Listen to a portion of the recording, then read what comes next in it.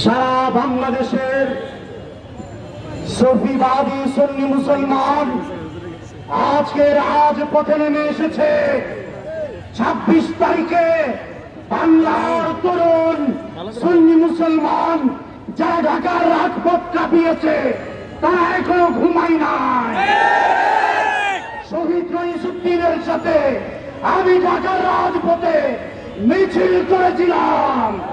শহীদ রইসুদ্দিন একজন নির্ভীক নবী প্রেমিক বীর মুজাহিদ ছিলেন।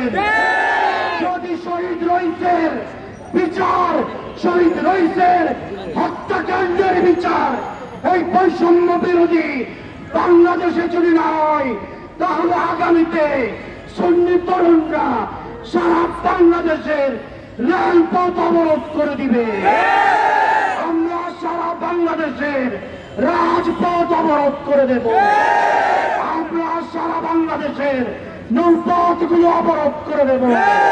শুধু তাই নয়, বাংলার সুন্নি তরুণ সমাজ প্রস্তুত রয়েছে তাদের জীবন বাজি রেখে রাজপথে কাপড়ের কাপড় নিয়ে নেমে পড়বে যতক্ষণ শহীদ রইসুদ্দিনের বিচার এই বাংলার মাটিতে হবে না। আমরা সুন্নি তরুণ যুবকরা প্রস্তুত রয়েছি।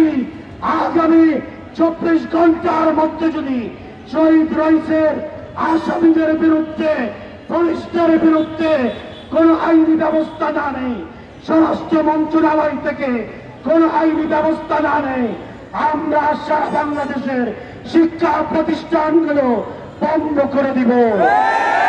আসুন আমরা শহীদ রইসের রক্তের বদলা নেওয়ার জন্য যতক্ষণ পর্যন্ত আমাদের আলেম সমাজ আমাদেরকে নির্দেশ দিবে, আমরা রাজপথে শহীদ কাফেলার মিছিল নিয়ে ঐক্যবদ্ধ থাকবো।